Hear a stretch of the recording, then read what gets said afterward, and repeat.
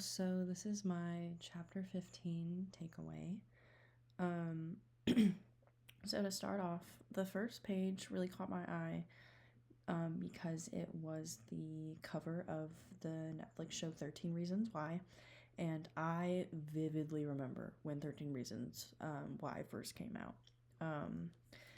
And I watched the whole show, and I remember I was in middle school at the time, and I remember my middle school sending out like an email to all the parents about it. And I think I am a very small portion of the population who watched the show like very early and saw the scene at the end of Hannah Baker actually taking her own life. It was, like I said, I was in middle school, and when I watched this, I was in middle school when I watched this, and it was super graphic. Like, I understand why they took it out.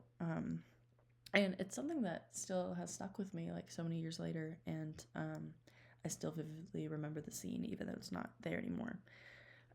For a show with such heavy subject material, including bullying, depression, sexual assault, and self-harm, it is very evident that this was controversial. Something that was interesting to read about was, for this show in particular, they explained there was like two ways to look at it. You can look at it in the context of a text or how people respond to it, which is honestly something that I've never really like thought about largely before. So that was it made sense. It made a lot of sense. One of the biggest ideas I've taken from this chapter is the immense power that the media has over people.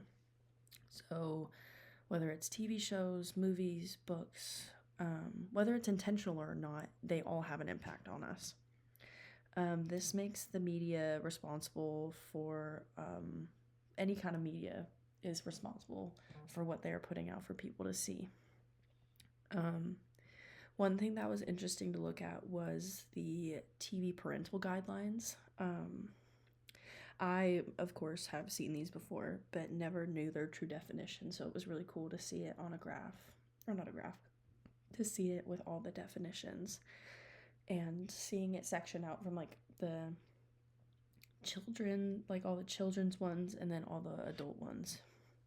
One thing that was interesting to read about these in particular was that the TV industry continues to study their self-imposed ratings to make sure that the government keeps its distance. I just thought, like, I had never thought about this before, and I guess never knew that.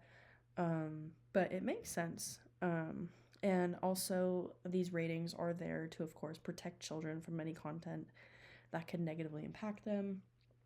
And also, just in general, to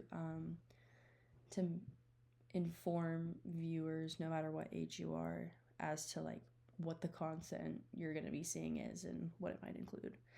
Lastly, what I'll cover about what stuck out to me was the audience studies section. This, they explained it as a way of looking at media and researching it through the audience of the text and not just the text itself. So like I said before, I think this is the most important way to research different media because it shows how what these people are putting out into the world affects everyday people. The book also talks about how audience studies helps define culture in broad terms and how it's both the product and the process of what society wants and consumes. So that was my chapter 15 takeaway. Thank you.